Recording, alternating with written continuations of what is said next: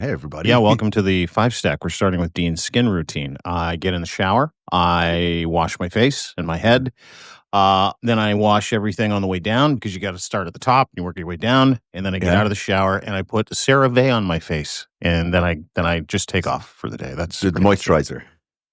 I guess so. Yeah, I was told. My partner was like, she was like, "You don't do anything for your skin." I'm like, "No, I never have," and so now I do. Which is also why I have this scruffy looking beard, because apparently that looks better as well. So that's my skin routine. You know, as a gay man, that doesn't even qualify as like the first step in a skin routine. But you know, good for you. What do At you least you've mean got it doesn't qualify as a first step? Like, listen, I know, like, I CeraVe have in no your. interest in how I look, and there's one of the things about not being gay that bothers me. Yeah. Is that I have zero interest in my See, I don't appearance. believe that. I don't believe that. Come on, you care about how you look. Not really. Nah, just No? get up and go. Nah, same thing. Like, I don't care about my feet. Do you take care of your feet? I mean, it's Do you get reasonable. pedicures and stuff like that? I Occasionally, just got not my first often. one this year. Like, Oh, I was yeah? like, yeah, because I was told. How did it She's feel? like, your feet are. It was really nice. I Yeah. really enjoyed it. I'm like, Releases a I lot of should. stress. Yeah, yeah, but I don't want to do the stereotype questions with you on the podcast because then I'll get in trouble and fired again. Oh, yeah. You can't do that. I don't think you can fire yourself, can you? No, I don't think so. No, So I you're don't in think good I can. shape. I think you can say anything you want to. You Not about bad. Yeah, Look at all the people showing up. Thanks for being here on the FiveStack. There's a big show ahead of us today. We'll be covering a lot of news, including the impeachment. We're going to talk about Mark Carney's visit to Washington, D.C. We got to it's on tomorrow, dude. Yeah, it's a big one. Plus, we're going to talk about Japan's Trump card and the papal conclave begins. That's all coming up in today's show. So get settled in. Here we go with story number 5. Law Is Are you ready? Yeah, you got it yet? Yeah, I found it. So actually, this is not the right version of it. So hang on a second while Ooh, You're on the wrong screen. This is the problem with having Monday. multiple tabs open. That's the problem. One day I'll show you my setup. Multiple It's pretty tabs. impressive. It's pretty impressive, because it's sometimes hard to find the right things in the. Anyhow, number 5. Democrats, they're facing a Goldilocks dilemma over the impeachment of Trump. As many of you know, there have been articles of impeachment introduced against Donald Trump, basically around his crypto state that he's building and about his crypto corruption that he's been partaking in. But of course, it's not likely to work out that way. There's not enough votes in the House, basically, to vote for an impeachment. And it's caused an immediate backlash from the president himself, who spent some time on Truth Social talking about how ridiculous this impeachment process is. Now, it may be ridiculous. It may be difficult to get to, but it may be the only tool that Democrats have to unseat the president of the United States. What's your take on this impeachment process? Because, we spoke to Lev Parnas on Friday. Yeah. And we left the show at the end with this call to action, with people saying, what can we do? People said that they were going to call, Lev suggested people call Hakeem Jeffries and try flip the House by getting some Republican members to walk across the aisle. That seems far-fetched too, but it seems like one of the only tools we have left. Impeachment seems far-fetched, but one of the tools we have left. What do you think? Well, I think this is part of a process, right? Like whether or not they actually are able to impeach him because of the supermajority that MAGA has in the United States is one thing. But I think the one thing that a lot of people aren't counting on as well is how incredibly disenfranchised some former Trumpers or current Trumpers are with Trump in the Senate and Congress, right? Is you've got the Murkowskis and the Collinses, who, by the way, no profiling courage for Susan Collins. You've got the Bacons of the world, who we were talking with Lev about, which gave me a lot of courage last week, or a lot of encouragement last week, knowing that there were some GOP senators, GOP Congress people who have been quietly suffering through this mess and know that the midterms are fucking coming up. Like, and when we're talking about flipping that house, as Parnas said to us last week, which was an awesome podcast, by the way, if you don't have a chance to go listen to it, please check out both of our Substacks. You can get it right there with the FiveStack and on both of our web pages. But it really lit a fire. And it took a lot out of me in terms of when I was listening to Lev, in terms of, okay, there is a process that you have to follow. You can't just yank this guy out. We all know that. And that process is doable, right? Like that process is doable. Leaning on these people, letting, your state representative know, or letting your congressman know, or letting your senator know that, hey, listen, go ahead with those charges of impeachment because we are going to come for you. Mhm. Go ahead and do that because we're going to come for your seat. And that's what those town halls were so effective at, is scaring the living shit out of some of those GOP senators and congresspeople who heard from their constituents, like, we're coming for you if you keep supporting this and if you keep destroying the United States of America. So I agree with you. Like, I don't think that there's going to be enough horses to win the impeachment race if Democrats actually put forward articles of impeachment. But I believe it's also part of that process. So you might have a couple senators, jump out from the line and go, here, let's impeach the prick because I'm sick and tired of this. I'm going to lose my job if I don't. But outside of that, I think it's DOA, but also a really great sign to start ratcheting up and start pushing back against Donald Trump. Because, the one thing he hates is being embarrassed, right? Like, he's Yeah. still talking about the embarrassment of losing the election, saying he's won. He's still talking about how poorly treated he was by the Biden administration, which he wasn't.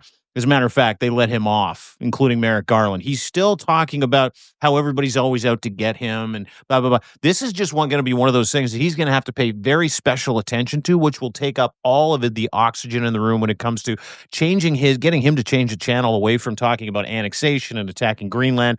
Then you'll put him in a position, because there's a psychological perspective to this too. You're going to put him in a position where he's going to be like, this is wrong. You're doing, it's going to be the whole victim thing. They're coming for me, the deep state. I mean, he'll use it to fundraise, but whatever. I just think it's a great opportunity to start sending a message and start stacking some of those foundational pieces up prior to the midterms and start scaring the shit out of some of your GOP representatives for truly siding with a nutcase and destroying the United States of America. I think in Hakeem Jeffries' calculus here, he's thinking that he can win the midterm elections if he presents a very moderate face for the Republicans, at least for the House. He can flip the House.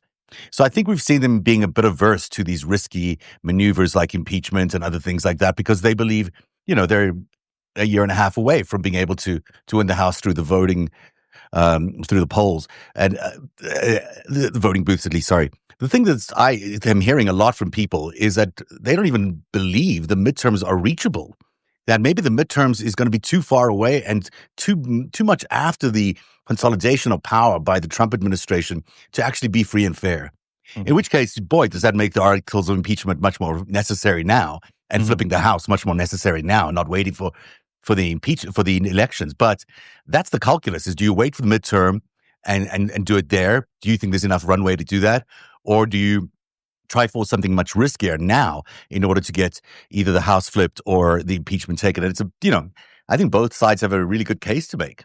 Yeah, I do too. But I also, part of me thinks that, he survived 2 impeachments in his first term. Yeah. And like, he just kind of didn't go anywhere. He didn't do anything. He just brushed it off. Like, there's only one man on the planet that can do that, and that's Donald Trump. But it bothered him. I just worry that he's going to demean the process, and people around him will demean the process to make it look like another witch hunt, and impeachment will have lost its shine or lost its good, if you will. You know what I mean? And I think the first step towards, getting him out of office starts with the midterm. So however you want to do it, if you want to start the process now and you don't want to lose the good, or you want to, you take care of that runway, build up ahead of steam, start laying those tracks for, the corruption, the criminality, the bribery, all the things that he's done, whether it be thieving people's data, whether it was, passing on top secret information, whether it was, national security issues, national security risks, which he is right now.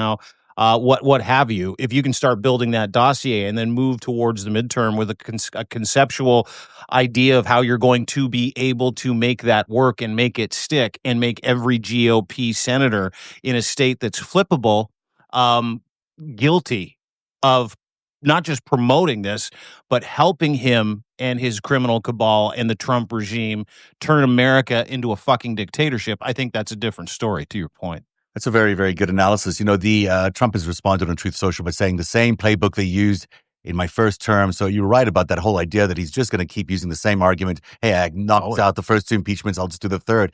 Yeah. I do think that the core of this impeachment articles or the impeachment articles is this crypto case and the crypto corruption.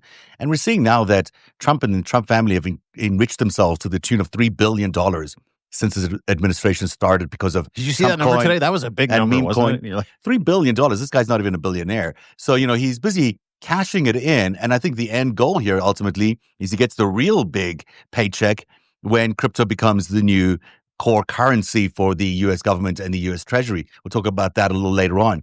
But, in terms of the articles, I think the thing that they're pointing directly to is this crypto corruption. Chris Murphy, he's talking a lot about the crypto corruption, and that is a huge scandal that's brewing inside this administration. We really need to spend a lot more time talking about how crypto is enriching the administration, the executives there, and the oligarchs, but how it's ultimately going to turn America into a shadow of itself if they can continue their plans around crypto. it's really not like, if you watched you put out a great piece on it, narrative.org is Lev's Substack. Highly encourage everybody to go subscribe to it. Zev, but that's okay. Zev, sorry. It's okay, Zev, Lev. Zev. We had Lev. I got Lev on the brain. Yeah. Sorry, dude.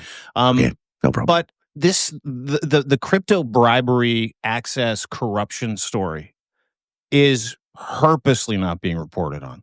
It has to be.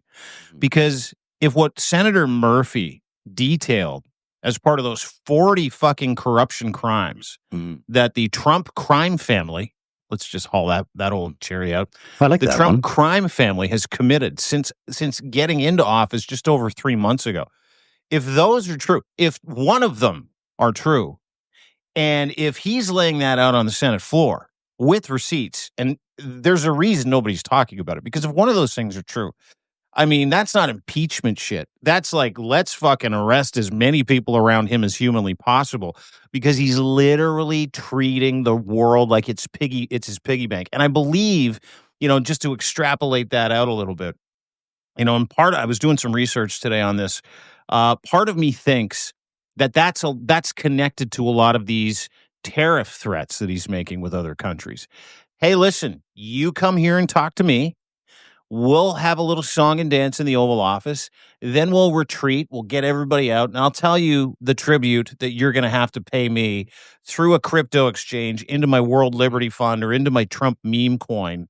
Like, part of me thinks, like, I know this is conspiratorial and I don't have any information that would dictate that that's No, true. I like it. I like it. Yeah, I like what you're saying. Doesn't it kind of connect some dots? It absolutely does. Because that's what Japan said the other day. And we'll talk about Japan coming up in a minute. They're like, in fact, yeah. Fucking juvenile dick is distorting us. Like, that's all he's doing. And that is the number 4 story today. Japan's finance minister, Katsunobu Kato, has publicly waved a $1.13 trillion warning flag at the Trump administration, calling American trade tactics juvenile extortion, and suggesting Japan's massive treasury bond holdings could be deployed as a card in this high-stakes economic showdown. The threat represents an unprecedented response from America's top foreign creditor, signaling that Trump's aggressive tariff strategy might have awakened a financial giant capable of crashing the US dollar. I know this was on deanblundell.substack.com. Tell us more about it, Dean. Yeah, it's in keeping with the Substack post that I put out when I first joined Substack about a month ago, and it was how Mark Carney kind of quietly went around and talked to a whole bunch of different countries. We've been through this, and he's like, hey, and there were specific countries that he targeted for a conversation. They were all countries that held somewhere in the neighborhood of 30 to 45 trillion in U.S. Treasury bills. And I'm paraphrasing, but I believe part of the thinking and the impetus in the conversation was, hey, listen, we hold all of America's debt, and we have the ability to trigger a mass sell-off of these U.S. Treasury bonds and take in money at the same time. Sure, we're going to devalue our dollar, but we're going to crash the U.S. economy. So I believe part of that conversation was like, what a fucking idiot. Like, who threatens your debtor with this when they know you have nothing and you hold all the cards, you hold all the treasury bills? And Japan is an interesting sort of partner when it comes to that global geofencing of Trump in the economic world and in this bullshit tariff fight that he's trying to start, because Japan holds the most U.S. debt, $1.13 trillion. Now, it was kind of the bond play was sort of this unspoken thing because they didn't want to rattle world economies, right? They didn't want to start a big sell-off. They didn't want to destroy America before they had to destroy America. And so for Japan to publicly come out, and you understand the culture of Japan is like reverence, you respect your opponent, and for them to say what they did ahead of threatening Trump by selling off and telling him we're going to sell $1.13 trillion. By the way, we own your debt and we can devalue your dollar to the point where we can destroy your economy because you're trying to extort us, and called them juvenile. Japan does not insult people, right? And they don't threaten people. They just go about their business in a very empirical way. That's how they've always been. So it was how they did it. It was why they did it, and it was the acknowledgement of it that truly shook today's markets, specifically at the start, the bond markets. Yields are down, mortgage rates are through the roof, the dollar started to close again. And it was because some Japanese trade ministers, like, you guys are a bunch of fools. We're going to sell your debt if you don't smarten up. And that, to me, was the beginning of sort of an escalation when it comes to boxing him in. We'll get to Carney going there and what that conversation is going to be like tomorrow, because Carney's going to go there. But everybody's sort of taking a page out of the Carney, How to Kill MAGA book, which I love. It does kill MAGA, but the thing that I'm always struck with is no one wants to kill the U.S. dollar. I mean, killing the U.S. dollar in exchange for the renminbi, the Chinese currency, is not really a good idea, regardless of what you think of MAGA. At the end of the day, I don't think. Yeah, you want MAGA to go out, but you don't want the U.S. dollar to die. And this is the trick behind selling all these bonds, or threatening to sell all these bonds, is if the U.S. dollar collapses, it collapses around the world. I mean, no longer will a U.S. Liberal democracy, which used to be, but of course may one day again be, have any chance of being the main currency around the world and the standard bearer of any business deal or any trade deal around the world, which is so important that we have a democracy holding that U.S. currency as the currency of choice. So to not have that going in the future for us is very, very traumatic and not good for the world. So maybe no, but I would listen. I'll tell you what. I would beg to differ with you on the rest of the world choosing to possibly tank the U.S. economy by selling off U.S. Treasury bonds, because they kind of forced the hand, right? Not only did they force the world's hand, every country just insulated. It's like, okay, now we need better partnerships and we got to do this. Trump did this. If Japan does this, that's Trump's fault. If Canada does this, Belgium's already doing it, then it's Trump's fault. It's not our fault. This is the nuclear option. Well, because we have to protect our economy. No. Why did Trump do it? Why did Trump do it? Because I think Trump did it because he wants the dollar to collapse, because he wants crypto. Right at the end of his road, the rainbow is about crypto. The pot of gold is going to be crypto, and he wants the U.S. dollar to tank so he can make crypto the currency of choice in not only the world, but in the United States, the main currency, to put the entire U.S. government on a blockchain. That's the goal. So if you think about it that way, you're saying this plays into his hand. This plays into his hand, that he actually knows that this is what the foreign trading partners can do. And what you were saying just in the last segment, where you're talking about maybe he's asking for a tribute in terms of a crypto tribute, here he's got them in a perfect situation, because he wins both ways. He wins if they tank the dollar because crypto goes up, and he wins because he gets the crypto tribute, which won't tank the U.S. dollar. So it might be a kind of option that he puts on everybody else, but it's a real extortion plot for sure. Without a doubt, it is.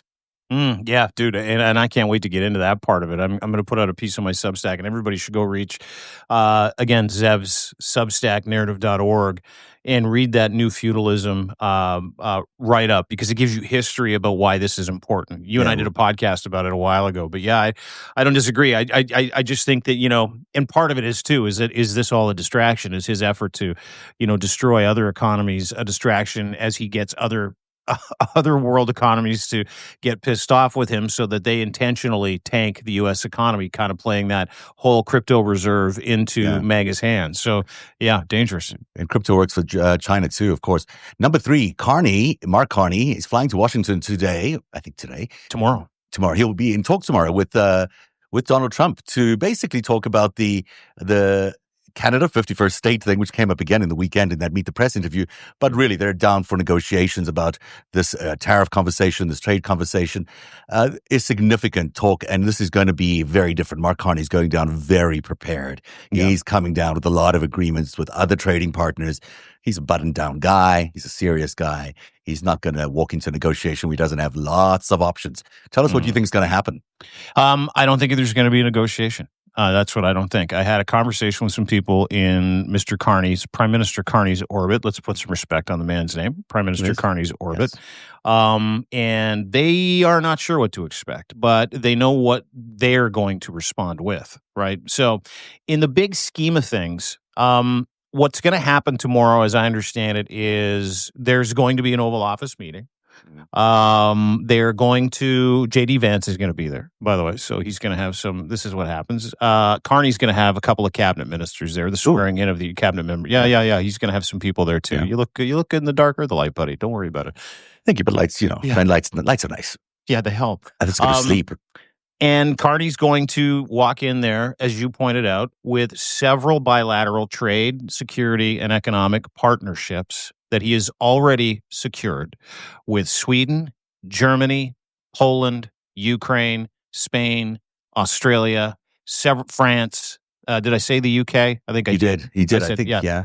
Asian Pacific deals, isn't there some Asian Pacific deals? Some Asian countries, yes, yeah. Some really, really quality conversations that he's still having, and it's not just an economic trade diversification package. There's a manufacturing proportion in there that goes to Canada. Part of the rearmament of the EU will include rearming Canada as well. A raw materials and energy corridor deal with several countries that assure Arctic sovereignty of sovereign Arctic Canadian land. And he's going there with the expectation, from what I understand it, that there will be no deal. This is not a negotiation. This is, okay, I'm here to listen to you. And by the way, Trump played it today. He was asked about it in the Oval Office. He's like, he called me. He wants to come here and make a deal. That's not what happened at all. Yeah. The second Carney won, Trump's people were on the phone begging him for a deal for the optics of what he said in the Oval Office today, which is he's coming here to make a deal with me. Everybody wants to make a deal with me. Nobody's making a deal. Mark Carney is not going, and he said this, he goes, don't expect white smoke. Like, there's not going to be a deal. I'm going down there to reimagine the relationship that we used to have with the United States because, and I've counted publicly 34 times in the past month, Mark Carney has made a direct comment to anyone who will listen in a press conference, in a press scrum, that our economic and security relationship of integrating our economies and our countries is over. It's done. So he's not going there empty-handed going, hey, can we get some table scraps? He's going there having replaced massive portions of that relationship with other relationships with other countries and putting Canada on blast to evolve and build this energy corridor, build out our military, build out our procurement processes, and build out literally that energy corridor across the country to pull raw materials out of the ground, which, by the way, are no longer being shipped to the United States from China. So not only is Donald Trump lost before Mark Carney even gets there, Donald Trump is going to have to get in line to do business with Canada. And that apparently is the message he's going to deliver in a diplomatic way at the White House tomorrow. And both sides sort of expect this to be the first of many conversations. Trump has characterized it as being preliminary discussions. And in fact, your point is very accurate, of course, that Carney has been saying that President Trump is trying to break us so that America can own us. That'll never happen. And in fact, Carney's done a tremendous job of building other ways to generate revenue in his new administration. Can I ask you a question? Yes, sir. What do you expect in terms of tone from Trump in front of Carney tomorrow? It'll be a really interesting thing. I mean, he did bring up 51st State in the Meet the Press interview yesterday, which, he's been trying to avoid, but then keeps falling into it. So maybe he's not really trying to avoid. But any mention of 51st State is a provocation to Canada. Mm-hmm. If he starts going down that road again, Carney is going to be put in a corner where he has to do something. He has to respond in a way, either walk out and say, hey, you can't disrespect the sovereignty of Canada, which is not a very Canadian thing to do, or find a diplomatic way out of it. And I think that's the challenge. I think Trump won't, his heart will never resist a good headline or a moment, and so he will try bring it up. He'll want the confrontation. He'll want to do whatever he can to embarrass Carney and to win the moment, or at least gaslight people. So I'm expecting that he will bring it up, and if he does, that is it puts Carney in a very difficult position. But I don't see Carney as being weak in this position. I don't think he's going to stand down in this thing. I mean, he might walk away. He might respond in a very funny, forceful way. Who knows what he'll do? But I'm sure they've thought about this. I'm sure they have a plan. Yeah, but they do. It's gonna, whatever rolls out tomorrow, I think it's gonna be a moment to watch. We've never seen two allies, former allies probably, really have to have this kind of open dialogue that Trump likes to have in these Oval Office meetings with cameras there. It's very unusual setup. I don't know if they're going to be doing that tomorrow, but if they do, it'll be interesting to see how Carney responds. It's not the normal run of things for a Canadian prime minister to face that kind of environment. I think it's going to be I totally agree with you. And I think there are different outcomes, outside of the material outcome of trying to reimagine, which is all Carney has promised. We're going to go there and see if we can reimagine this relationship. I think a couple of things are going to happen. I think it's going to be like a cross between the Maloney interview and the Zelensky interview. I don't think it's going to be anywhere near as bad as Zelensky's appearance in the Oval Office. I think you're going to see disinterest. I also think, and this is what I've heard from some people that I talk to in those circles, there are no people that are going to be in that room on the American side that can compete with the intellectual and academic and diplomatic horsepower of Mark Carney and his team. Like, not one. So I think that you're going to see one of two things is going to happen. Like I said, it's going to go off the rails a little bit. Mark Carney's going to reassert Canada's position when it comes to our sovereignty, economic and military sovereignty, and our trade deals, and diversifying and moving away from that relationship. And he's going to do it in a very Canadian way. Or I think you're going to see a very demure Donald Trump, J.D. Vance, who know that they can't outwalk him. They can't outtalk him. They can't put him in a box. He is going there to deliver a breakup letter, and that breakup letter will be: are we going to remain friends, or are we going to remain enemies? Is this relationship truly over? And Canada is going to make that decision tomorrow. So I think there's a lot riding on this for the United States. Optically, there's a ton riding on it for the United States. And that's the only thing that Donald Trump really gives a shit about, right? Is how can I make this look like I'm in charge of Canada as well? How can I make these people look like, they need to do this deal with me? But he's riding a kind of the thin edge of the wedge, if you will, right? Because he's been rebuked here in Canada. And people in the United States hate his anti-Canadian rhetoric. And that's why yesterday in that Meet the Press interview with Kristen Welker, which was great, by the way, she said, do you still plan on taking Canada by military force? And he's like, nah, I don't see that. I don't see that happening. And he started talking about how much of a nice guy Mark Carney was and really kind of toned down the 51st state rhetoric in that interview, right? And so I'm reading the tea leaves. I'm like, he's going to put a little respect on our name. And I think it's because he knows he's not good enough. Like, I don't think anybody at that team is as good as the worst person on Team Canada's team that will be in that room. And I think they're intimidated by his resume and who the fucking dude is. He's a serious cat. He's the most serious cat in North America. He is the leader of the free world at the moment. And he is being leaned on by the free world when it comes to strategizing how to put that man in a box. And I think everybody in that room knows that.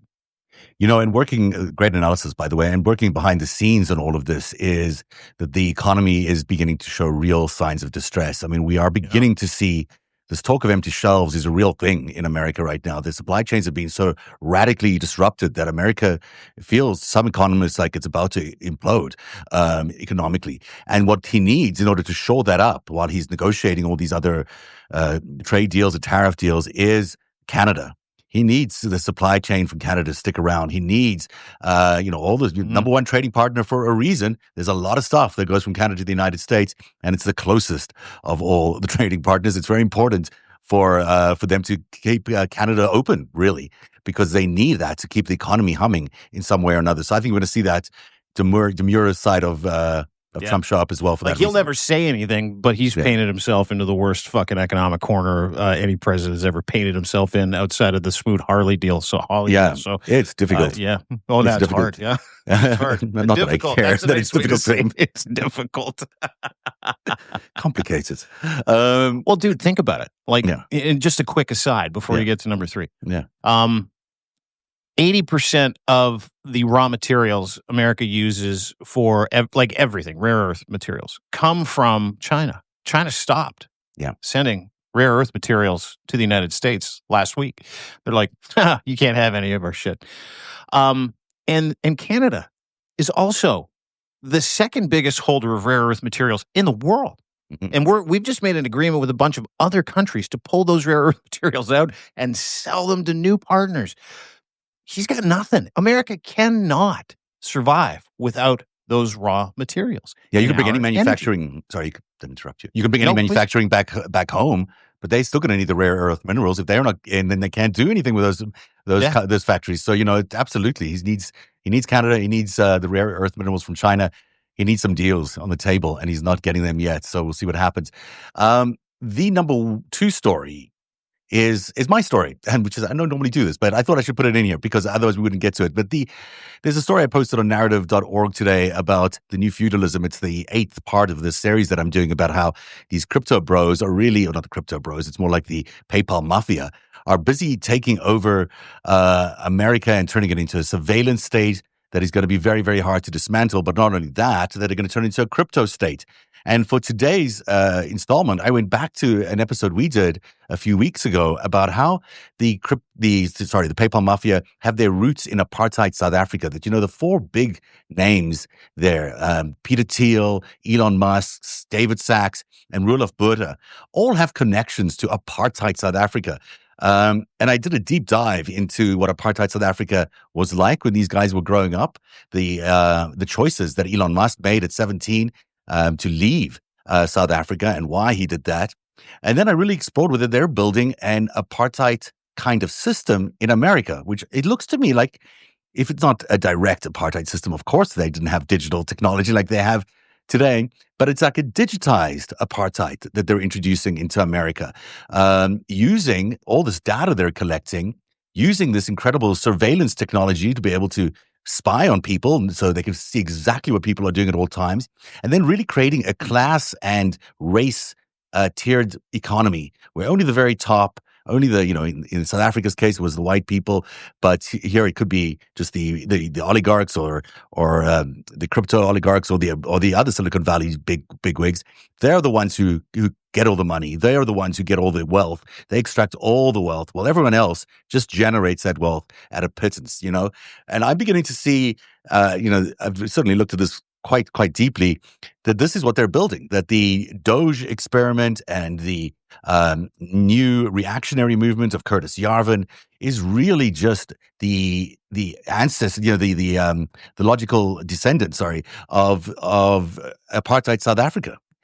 Which is absolutely, someone on the poll is saying this is terrifying, and I think it is terrifying that at the end of the day, the goal is to completely strip away American citizens of all their rights and turn them into servants, into serfs, basically, providing data for the very, very top of the chain to extract wealth out of America.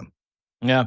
Yeah, you know what? You blew my mind. We did a podcast about this a month and a half ago, maybe 2 months ago. Is that right? We were just talking about that on the connection to apartheid South Africa through this Roelof Botha guy, and not just Botha, but Pik Botha. Yeah, Pik Botha, the former Foreign Affairs Minister of South Africa. Yeah, and how all, like, Peter Thiel, Elon Musk, the Botha grandchild, I think his name's Roelof. Is that who you're talking about? Correct, yes. Sorry, I'm a little skittish on the details because it was a month, and I read your article this morning. But the connection that those families had from generations ago, and what they controlled, and how they pivoted to rare earth materials, how they pivoted to mining, how they pivoted to full control in the hands of very, very few people. Mm-hmm. And almost like Thiel, David Sachs, Elon Musk, Roelof Botha, like they looked at what their parents did in creating a technocratic apartheid South Africa and really a racist class system where all the power was in the hands of very few. Mm. And we're seeing really that effort when it comes to crypto. It's like they've taken that playbook from their ancestors and said, hey, we can do the same thing with crypto, Bitcoin. We can do the same thing with monetary systems. We can do the same things, and we can control that. We can control those rare earth aspects. We can control, like our grandparents and our fathers and our grandfathers did. Very few of us can hold all the monetary power in the world. We don't even need to give a shit about digging holes and bringing rare earth up. It's the whole taking of that plan to turn South Africa into the technocratic apartheid state. And that's what I loved about your piece. It connected all those dots and gave me this roadmap to being able to understand really what's at stake and who's doing what for what purpose, right? Which Yeah. is why that crypto reserve revolution that Trump and his team are trying to bring on, which we talked about, is such an important aspect that needs to be talked about. Going back to Senator Chris Murphy's outlining the bribery crypto Bitcoin thing, because my God, if you can own all of it, if you can have it all, if you can own all the exchanges, and you can turn America into that Federal Reserve that's based in crypto, you've done your job. You have turned the United States into an apartheid South Africa crypto edition. Yeah, I mean, this is exactly right. And that's why, it's interesting. Crypto has come up so many times during today's show because that is sort of is what's, lighting up on the edges of every conversation because you see it there all the time. And what you're talking about is absolutely true. I mean, South African apartheid wasn't about subjugating black people. Of course, that's exactly what they did, but they didn't do it for that reason. What they wanted was the wealth out of South Africa. There was so much wealth underground in South Africa, diamonds and gold and all the other, incredible resources that South Africa has, that they built a system that allowed them to extract that. And then they used racism as a means to get that money out of the ground and into their own hands. Racism and religion, right? Yeah, Dutch and Reform. religion, the Dutch Reformed Church. You're absolutely right. And what are we seeing the Trump administration do? Exactly the same thing. Lean on Christian nationalism as this fundamental sort of, elevation of white people as the descendants of Jesus and the people who must get all this wealth. And then we've seen the same racism that we've seen through the deportation attempts and through the comments and the removal of rights and DEI and those kinds of things from black people. So you're seeing the same pillars being put in place. And you have to wonder, is it because at the end of the day, crypto is going to be used to be extracting all the wealth out of America? Because there is so much wealth in America that is not mined because we've had decent environmental regulations. We've had, proper democracy. We've been able to stop all that. What is going to stop a future dictatorship from just stripping America of all its wealth, of all its goodness, and then, laundering it through crypto into God knows whose hands? Hey, you know what? It's speaking that really speaks to the importance of and the lost opportunity in taking over Canada through Pierre Poilievre and Mark Carney's win and how important that win was. I mean, it sure was in the Arctic. Yeah. Not just those shipping routes for those raw materials, but to your point, rare earth materials that go into things like electric vehicles, right? Copper, nickel, all the things that make batteries, all the things that make, energy that make crypto mining possible. We're there, dude. We're right there. And again, it's journalistic malpractice that not everybody is talking about this, if you ask me. Yeah, and I'd like to see the world, also the democratic countries of the world also speak out against crypto. I mean, it's clear now what this thing is. It's not what it was promised as a decentralized system. It's exactly the opposite. It's a means of control. Mm-hmm. And what Elon Musk is doing through Doge and through these other efforts is basically taking blockchain and crypto and turning it into not a tool for democracy, but a tool for enslavement of the American people. So, in addition to rejection of all these extortion attempts by Donald Trump, they should be rejecting crypto because that is where the problem is. That is their end goal, I believe. This is the MAGA alliance. Ultimately, what they want to achieve is crypto. And if we can build a real resistance around crypto, I think that's where a lot of the answer is going to be in terms of blunting the force that this government has. I do too.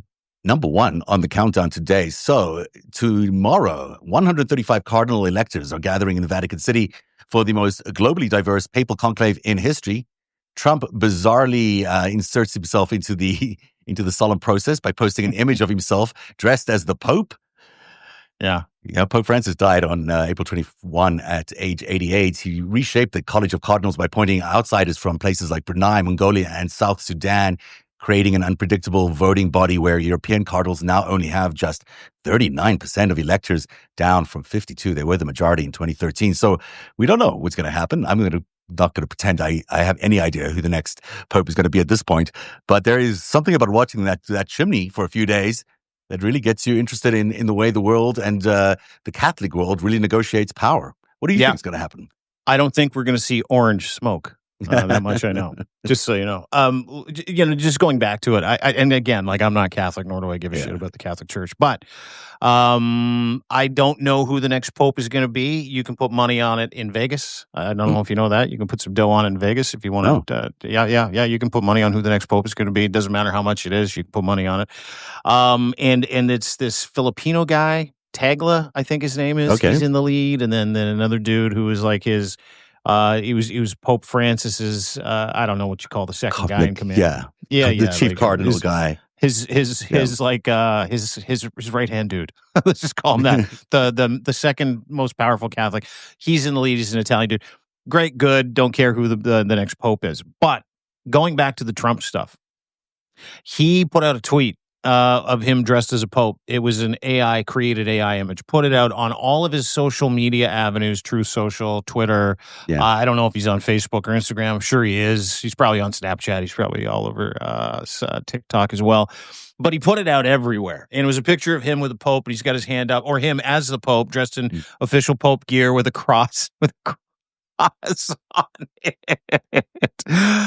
And it was not. I wrote a tweet about it last week because he was asked about it on the White House lawn. If you remember correctly, he was standing there and he's like, "Who do you think the next pope's going to be?" He goes, "I would love to have that job. That would be my dream job." And so I wrote a post about it, going, let's see if he's qualified. Clearly, he's not, even though he kind of is. Again, we've spoken about this as well. But he went the extra mile, and shortly after one of the greatest popes in history dies, he's like, "I want to be the next pope," and then puts out an AI image of himself as the Pope. And I mean, outside of the great memes that came out of that from people, he was asked about it today in the Oval, and he's like, do you think it was a good idea to put out an image of yourself as the Pope, as conclave starts tomorrow, and maybe the most popular human, Pope ever just died? And he's like, Catholics loved it. Dude, he said that, and he's like, Catholics love this. And then he said, I don't, it's a joke. And by the way, and this is his fallback when he gets in trouble, he goes, I didn't do it. Of course. I never did anything. Never mentioned it. The problem with all of this, the thing that I struggle with is, we were talking about in the last segment number in the countdown, we were talking about the religious aspect of the Trump presidency and how he is, amongst the loyal, considered a Jesus-like figure. Those people who, they view him as God ordained him to do this. Mm-hmm. And so when he puts himself up as a picture of himself as a pope, he's doing two things. Yes, he's making some people really furious, but he's also telling the people who believe that he's ordained by God, that he's ordained by God. And that is the trick about the amount of airtime we are giving Donald Trump these days. Every day he does an hour-and-a-half long press conference. He knows that all the networks just hang on his every word. He knows the world leaders show up and they have these big, open, long-ended questions. And at the end of the Trump's first term, when we realized exactly how to stop him, it was about suffocating the oxygen out of his presidency by not giving him the airtime. And I wonder if we're at that point again now where we really have to start thinking about whether we're just giving him too much airtime. The guy is driving the country into a dictatorship, second to none, and maybe we need to, not give him so much free rein. Yeah, pump the brakes. Yeah, do something. I don't know. I see now. Unlike the first Trump admin, this regime makes me laugh a little bit.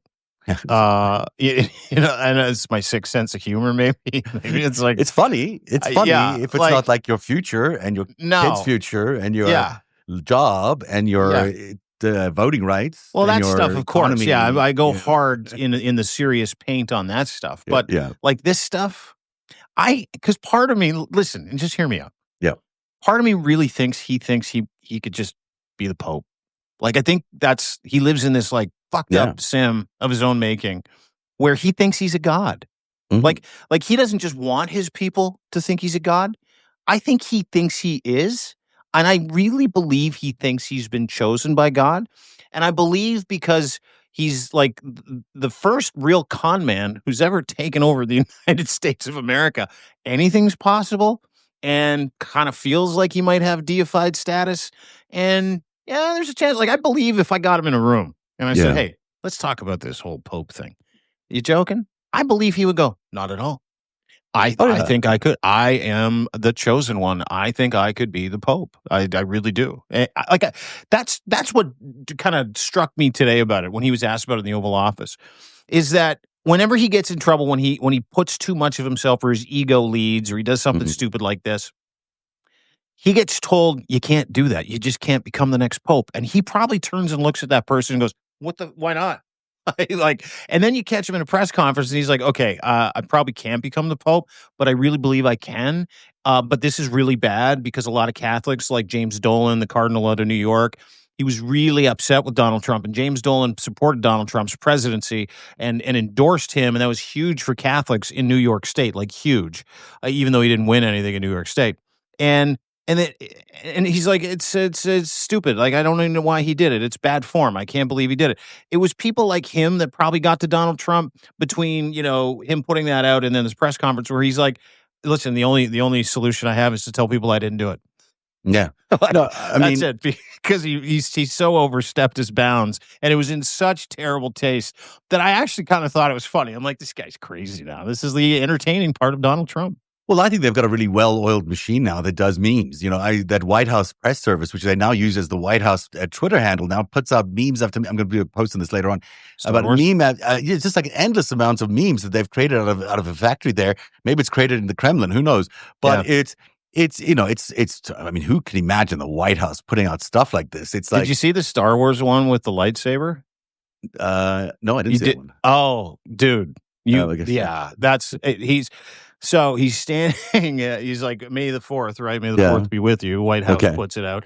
Standing with a Sith Lord lightsaber. If you know anything about lightsabers, it's Yeah. the red one the bad guys use in Star Wars, always. Okay. And he's like, "May the 4th be with you. We're getting MS-13 gang members and Sith Lords out of the country." Like, literally, that's what it said. And he's like so jacked and ripped.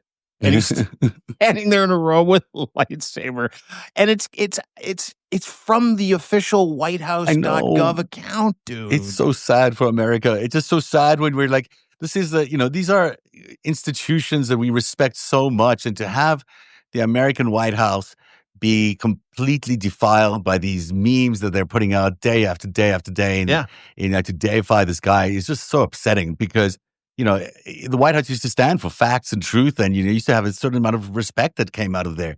Yeah. Now it's just like propaganda. It's like Dude, Kremlin you know style what it is? propaganda. It's like a cat turd account. Like, Yeah. it's exactly like cat turd's account. I was Yeah. looking at the WhiteHouse.gov account. There's no official notice. It's just pictures of him fucking in AI ripped. By the way, the White House put out the Pope one too. And I go and look at cat turd's account. This is 400-pound alcoholic MAGA lover, MAGA influencer. He's got millions of followers on Twitter. He's got like almost the exact same thing. I'm like, oh my God, they've turned the White House Twitter account into cat turd account. Yeah, Yeah. it's the Yeah. fucking best. I mean, it's horrific. It's horrific to me, but I understand what you're saying. Yeah. Terrific, but People need to, that account really worries me, but anyhow, it's basically a propaganda service. That is our show for today. We're done. We're done, Dean, but I want to hear what's happening at deanblundell.substack.com. Great stuff all weekend long. And today, what do you got coming up?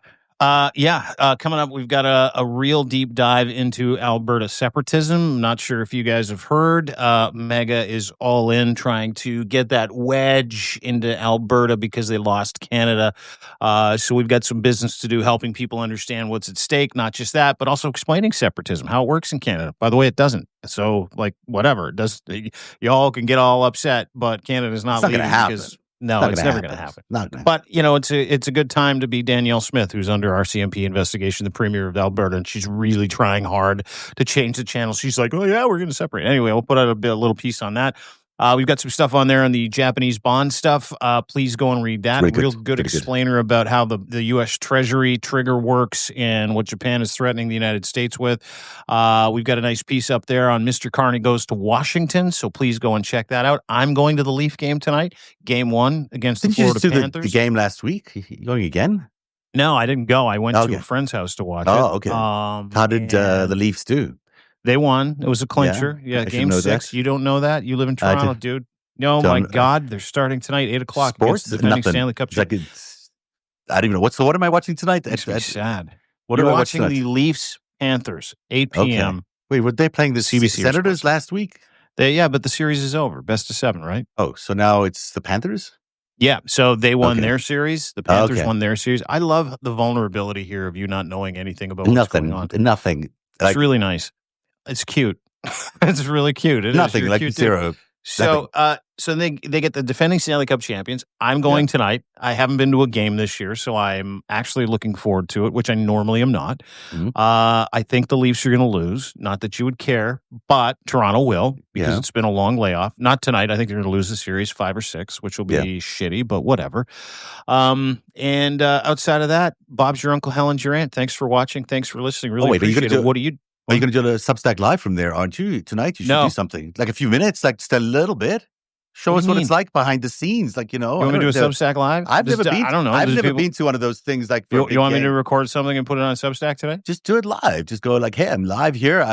Give us 5 minutes of what it's like sitting behind whoever you're sitting behind. And can you do that? I think you can. Why not? I can do whatever I want. You're Dean Blundell, so you can do anything. The premier of Manitoba sat with the people yesterday in the Winnipeg Jets double overtime thriller. By the way, Game 7 thriller against St. Louis. I wouldn't expect you to know anything about that. Wab Canoe, nicest guy on the planet. He sat in the crowd and he was like live streaming from the crowd, and everybody's like, "It's the premier of a province just sitting with all the fans." That is amazing. That is incredible. That is not something Donald Trump would ever do. Well, you're going to get Dean Blundell live from there tonight, aren't you? All right. Everyone's saying yes. Everyone's saying do it. So just before the game, just whatever. I mean, all right. I will. I'll do it for you. I'll do it for you. I'll try and give you a quick explainer. What's going on with you at Substack today, buddy? Well, we just published that new feudalism piece. There's another part of that coming. The part 9 looks deeper into the crypto state and exactly what's happening with the crypto state and why they're building a crypto state. So it ties in a little bit with everything we've been talking about today. Coming up, we'll talk as well about the White House press service. And everyone should check out as well the thing I'm doing with Olga Lautman at 2 p.m. every Monday to Thursday, which is 15 minutes or less, if we can. The Trump tourney tracker, as we try to do that live to summarize her very, very brilliant Trump tourney tracker, which I hope everyone subscribes to. So those are the things I'm doing. Can't wait. I love Olga. I'm going to go watch that too as soon as I get off with you because I missed it today. And I love you. And that's the end of the show. And we'll see you again tomorrow and another FiveStack. Have a good one. Bye, everybody. Bye.